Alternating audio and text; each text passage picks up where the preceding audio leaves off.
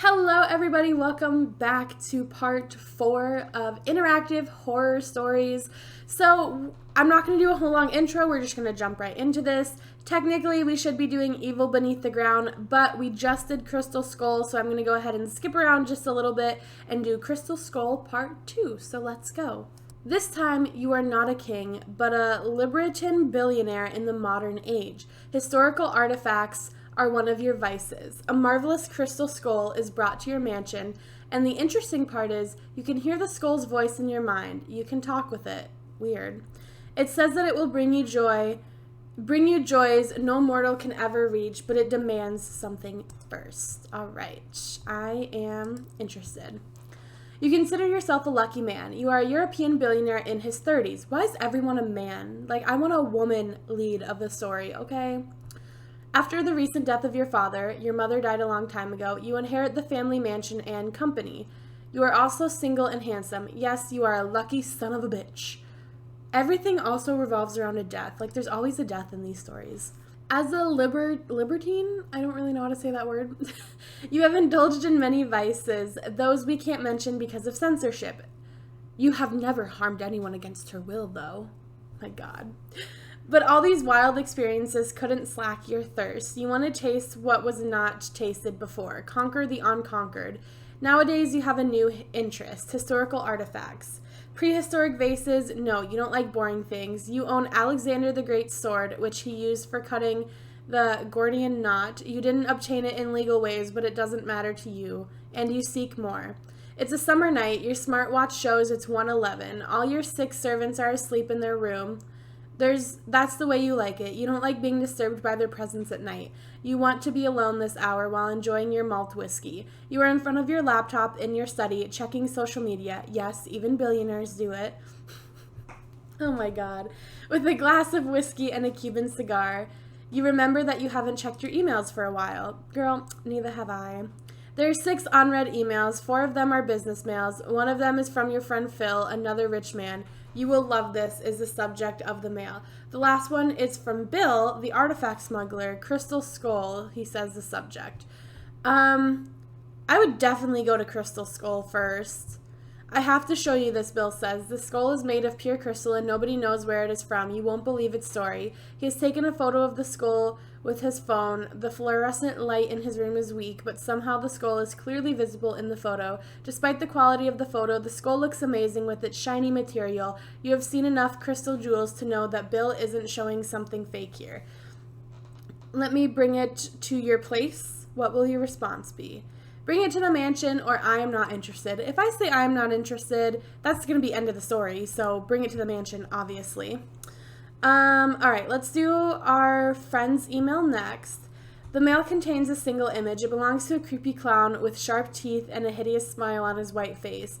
Low-key lighting and even blood that spills from his mouth make the image more disturbing. You have a phobia of clowns, and Phil knows that.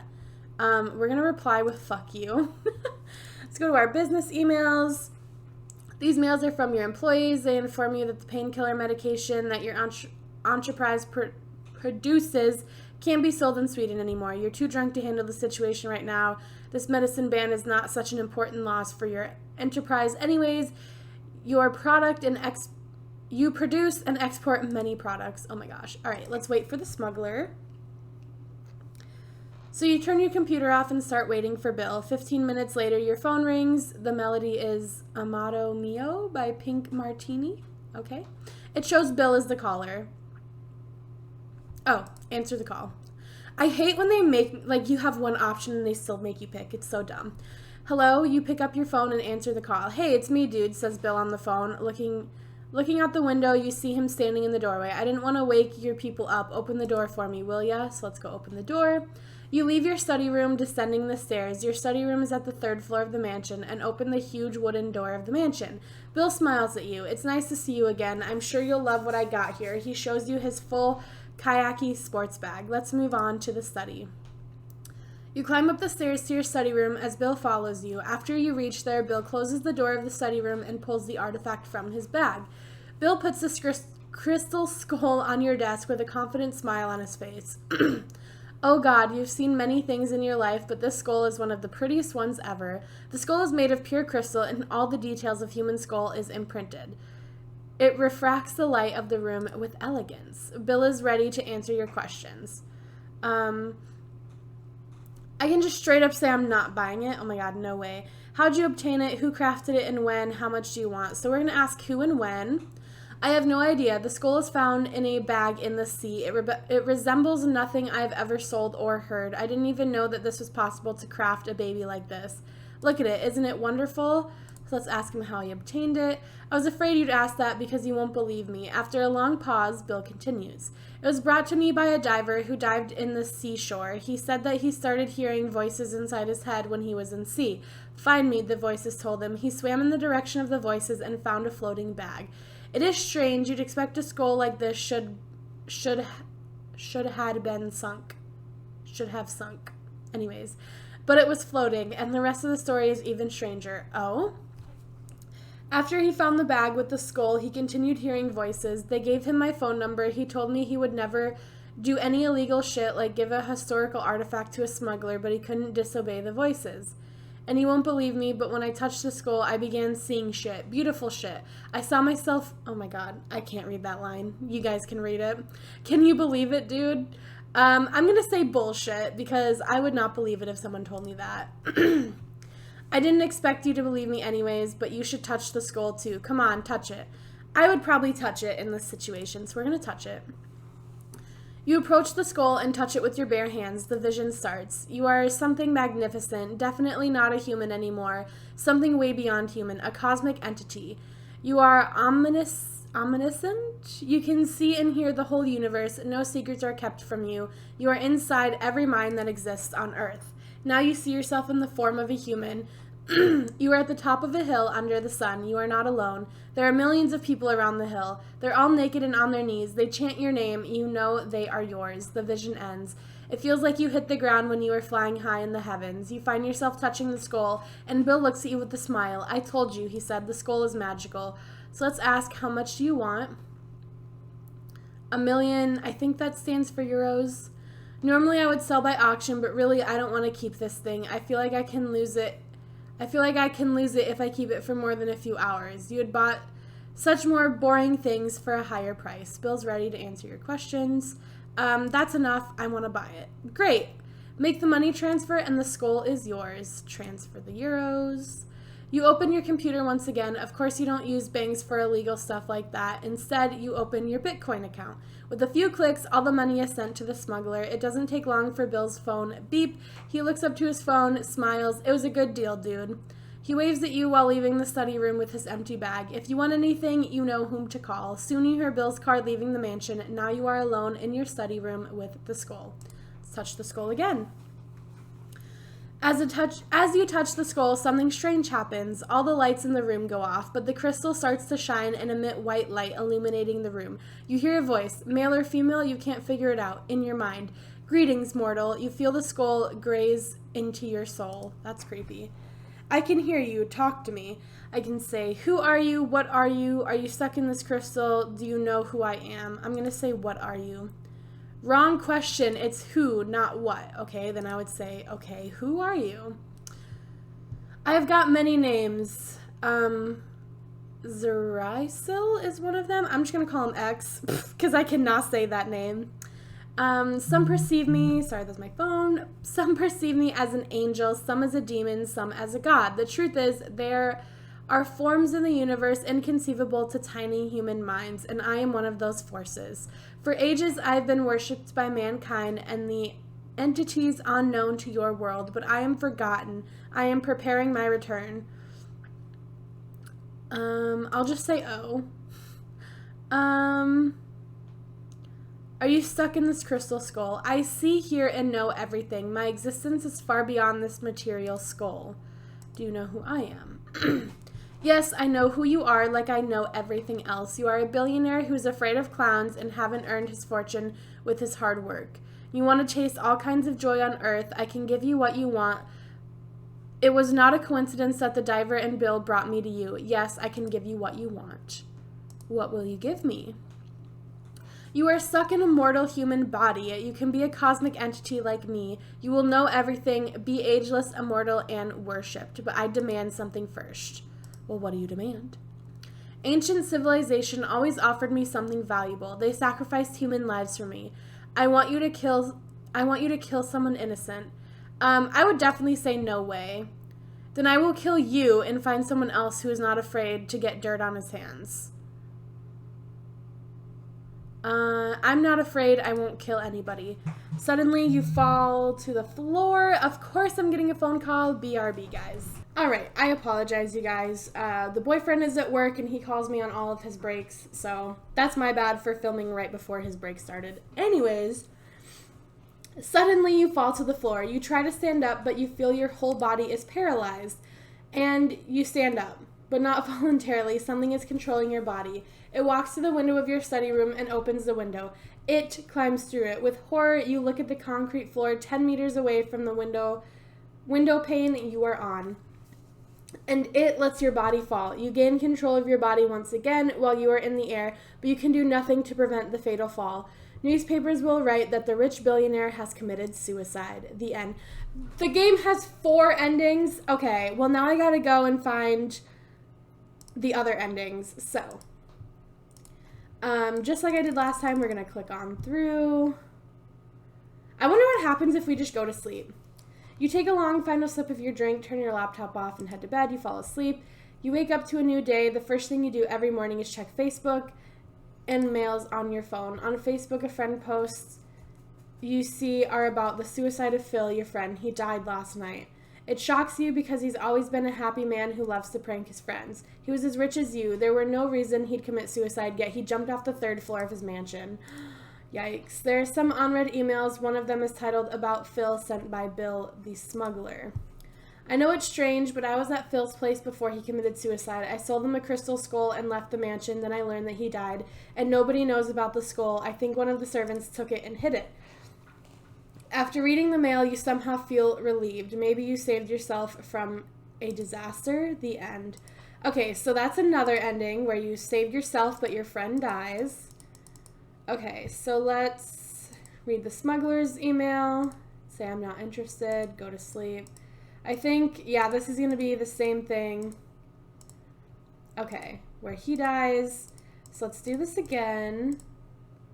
Read the smuggler's email, bring it to the mansion, wait for smuggler, answer call, open door, go to the study.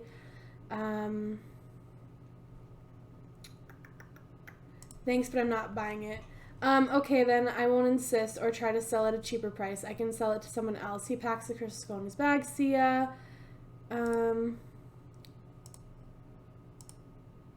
Well, what the heck? This is giving us the same ending.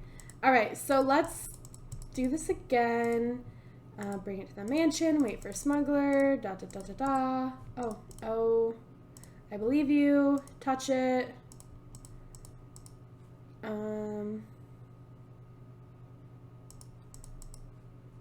That's enough. I want to buy it. Transfer the money. Touch the skull. Who are you? Oh, you suck in the skull. Do you know who I am? What will you give me? What do you demand? We'll say, I am interested. Okay, I know someone who you can kill.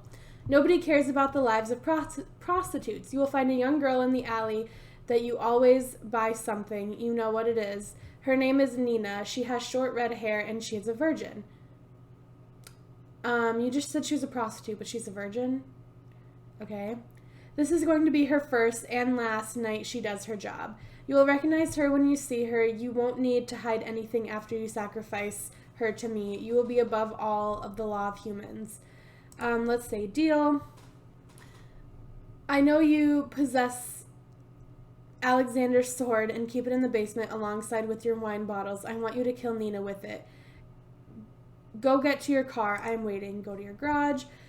You leave your study room, descending the staircase, and go to the garage where you keep your expensive cars. You have a sports car with its distinct red color and another black car that looks like a vigilant with a bat costume would drive. You can choose one of them to bring the prostitute to your mansion. For some reason, I feel like this is what's going to give us the different endings. So we're going to go with red.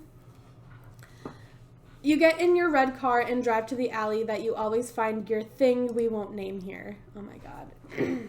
Despite the high horsepower of your car, you drive slowly in order to examine the people in the alley. The alley is almost isolated. You can see a few people who know that they don't sell legal things. You can see the silhouette of a girl with very short skirt and long legs, clearly a prostitute. She smokes a cigarette, but she coughs with every breath she takes from it. As you approach her, you see that she has a red hair like the crystal skull describes. She noticed your car. Wait for her to approach you. She approaches your red car's window. She looks quite young and naive and cute, but you are here for something else. Excuse me, sir. Sir. She shyly talks to you. I believe that you seek some fun, don't you? Who doesn't? That's good. I can give you what you want for 40 euros.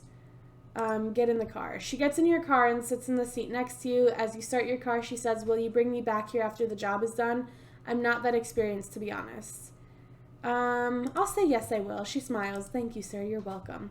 You're about to arrive at the mansion. What is your name? I know your name is Nina. Why do you do this job? Say I know your name is Nina. The girl is shocked. Oh, how do you know my name? A crystal skull told me about you. Okay. A part of running an international company is reading minds and hearing the unsaid. She thinks that you are a fucking maniac, but she can't reject you. Why do you do this job? My dad is in jail. He is in a huge debt. This is the quickest way I can earn money to help him. Okay. You finally arrive at your mansion. You stop the car and get off. As she gets off, you look at your mansion with awe. Wow, it looks so pretty. Must be wonderful living here. She follows you as you walk to the mansion and open the door. The sword is in the basement. Take her to the basement without saying anything. You open the door that leads to the basement stairs. You turn on the lights and descend as the girl follows. You walk past the wine cases. I'm sure that you have a good taste of wine, she says. You have hidden Alexander's sword between two cases. Now you find it and pull it from the spot you hide. You stand between her and the basement door so she can't escape from you. Wow, that sword looks antique. Who used to own it? Alexander the Great. Doesn't matter. I'll kill you with it. I was going to murder you, but I can't. I think we're going to go through with the murder this time. So we're going to say Alexander the Great. Ah, is that what the sword he cut the Gordian knot with? I know its story. He became the king because he thought outside of the box. He cut the knot instead of solving it by the hand. I always wanted to be someone great like him, but I ended up being a prostitute. You will be great after I sacrifice you. She's surprised AF. Because of your serious manner, she understands that you are not joking. What? Are you going to kill me? She gets on her knees. Please don't kill me. Oh! That was loud. I did not like that. I'm going to turn my volume down. You repeatedly stab the sword into the prostitute's abdomen. Blood flows out of the slit of her abdomen. Oh my god, her eyes are staring at you with disbelief. She falls on the ground as you pull the sword. You understand that she dies. Killing her gives you a hardness in your Oh, gross. As you are a sadist who accepts the skull's offer without hesitation. You feel you are fainting, maybe because of the adrenaline of killing a girl, maybe something else, but you slowly lose your consciousness. The sword and your unconscious body fall to the floor. You wake up, you lie on the basement floor, but you are naked, and your skin has a white color, as white as snow. The sword is gone. At the end of the basement, you see a chair. You never had a chair in the basement, and Nina sits on it. She's facing back. You can't see her face. Let's go to Nina. Barefoot, you walk to the chair with Nina sitting on it. She doesn't move or react to your presence. Let's touch her shoulder. She turns her face on you. There's no flesh on her face, only a skull with red hair, but she can still talk. You took my life. Her angry voice echoes in the basement. You can feel her gaze upon you, even though she doesn't have eyes. Let's leave the basement. Leave the basement. Something is wrong with the mansion. All the walls and floor have rusted metal textures now. You hear a mixture of crying and laughing sounds, but you can't understand the source. Rusty walls aren't the only strange thing. You can see your 6 servants at the entrance of the basement, welcoming you. But they are not humans anymore, but mannequins with servant clothes. They stand motionless, but their heads are pointed at you. I guess let's go upstairs. You approach the staircase with the intention of going up. Go to the study room. You hear a loud chorus behind you. Looking back, you see that the servants are now standing in a horizontal line at the bottom of the staircase. They somehow moved there while you didn't see them. They are staring at you motionless, blocking the way to the exit. As you find your way to the study room, you see rusty metal invading every part of your mansion. The altered mansion doesn't cease to surprise you. You see a man, yourself, waiting for you in the study room. To be exact, someone who looks exactly like you with the black suit. He holds the sword in his hand. He smiles at you. Hello, my friend. You recognize the crystal skull's voice. I think you like how I look now because I am you now. He waits for your question. What have you done to me? Oh, I altered you too. He points to the rusty metal walls. A curtain covers it. There's never been a curtain there before. There's a mirror behind it. Look at yourself. You open the curtain and confront your reflection on the mirror. You are a fucking clown. You have a big red nose. There's makeup around your mouth that forms the shape of a smile, but in reality, you are so far away from smiling. You are terrified. It is permanent, he says as you break down and start crying. Oh, now if you'll allow me, he says, touching your white shoulders. I've got places to go. He walks to the door with the sword in his hand. While he was about to leave, you see Nina at the entrance of the study room. Her body is human. Her head is a skull with hair. Let me leave you alone with Nina, he says. After he leaves, Nina starts walking at you, stumbling as if one of her legs was crippled. You should have never brought that skull. The end. Okay. There's one more ending I want to get. I'm going to go ahead and say that, I'm going to go ahead and say we have to not kill Nina now. Okay. I am interested. Deal. Go to your garage. Let's take the black car this time and see if that changes anything. Wait for her to approach you. Who doesn't? Get in the car. Yes, I will. You're welcome. I know your name's Nina. Why do you do this job? Don't say anything. Let me show you something more interesting. I wonder how this night will end. Me too.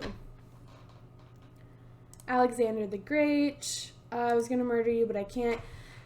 You say, I was going to murder you, but you can't continue your words because you start to lose control of your body. You fall on the floor, paralyzed. The sword falls with you, and you can no longer hold it. Then you feel that something takes over your body. You stand up and pick the sword without your consent. You hold the sword so that its tip is on your belly at the point. Ah! Okay. You stab the sword into your abdomen and fall on your knees. The prostitute screams as you keep pulling and pushing the sword into your body till you fall on the floor. You gain control of your body once again, but it's too late. The stabs are too deep and there is nothing you can do but wait for the death to come. And it comes before she could get help. The end. Oh my god. So basically, either out of the 4 choices, you either... 2 of them, you end up killing yourself. 1 of them, your friend dies. And the other one, you become a clown, which is the thing you hate the most. Yikes. And holy crap, I've been filming for almost 30 minutes. So this was a really long story. I hope you guys enjoyed this one. The next part 5, we'll be doing Evil Beneath the Ground, which sounds really good. Madness and Infinite Loop actually sounds the best to me. So I'm really excited to get to that one. I do just want to reiterate, I know I've been putting this out a lot, but these are 1, really easy to film, and 2, I'm trying to get them all done before Halloween, because this is like a scary thing, so I want to do it all in the month of October. But anyways, I'm going to go ahead and end this video here. I hope you guys all enjoyed, and I will see your lovely, lovely faces in my next video. Bye, guys!